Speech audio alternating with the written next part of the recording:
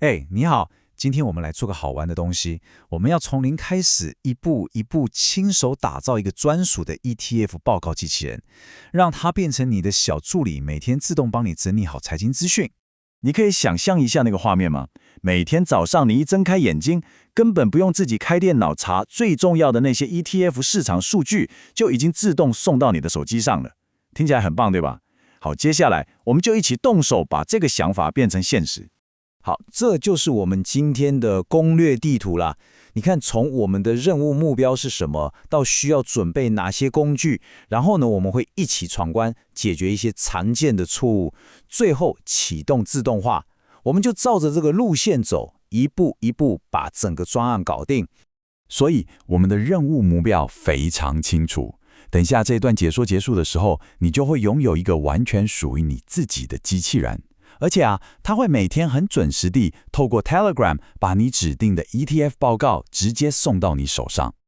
要成功，我们就跟着这5大步骤走。第一步，先建立我们的 Telegram 机器人，拿到它的 ID。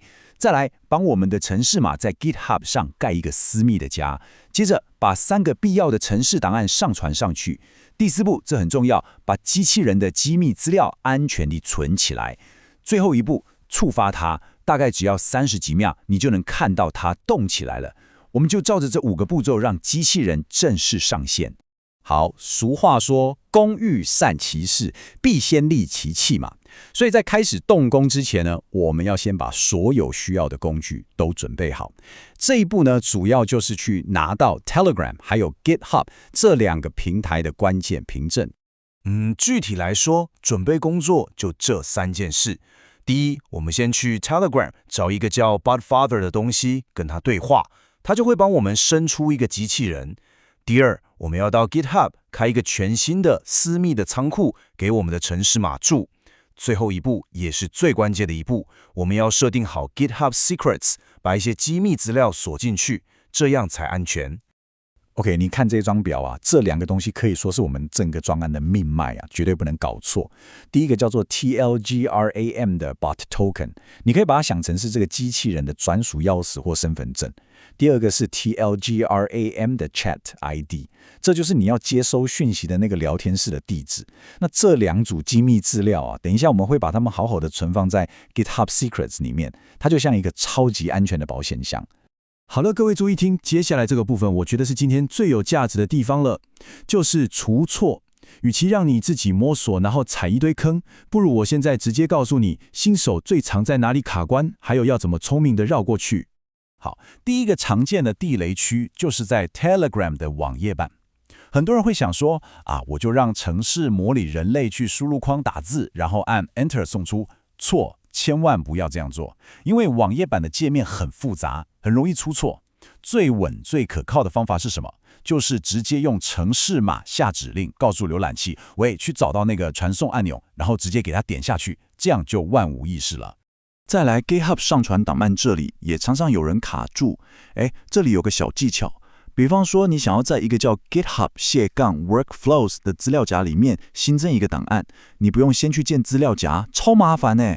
你只要在档名那个栏位直接打上完整的路径，像是 GitHub-Workflows-file.yml，GitHub 就会自动帮你把资料夹都建好，是不是超方便？ OK， 我们现在要来挑战最核心的技术关卡了，这可以说是整个自动化流程的灵魂所在。我们要解决一个大问题，到底要怎么样才能让我们的程式自动地把一大段程式码贴到 GitHub 这个网页编辑器里面去？这个技巧学会了就海阔天空了。我们要面对的终极大魔王就是 GitHub 自己开发的网页编辑器，它叫做 CodeMirror 6，简称 CM6。这家伙非常聪明，也非常龟毛。为了安全，它会挡掉所有传统的自动化贴上方法，所以你用一般的方法去模拟贴上是绝对行不通的。但魔高一尺，道高一丈，这就是我们的万能钥匙。我们的策略是不跟它硬碰硬，我们不假装自己是键盘在按 Ctrl V， 那样会被抓到。反过来，我们用程式码直接创造一个假的贴上事件，你可以把它想象成我们伪造了一张官方的通行证，上面写着请贴上这段文字，然后直接把这张通行证递给编辑器的核心元件。这样一来，他就以为是自己人，就会乖乖的帮我们把文字贴上去了。这招真的很高明。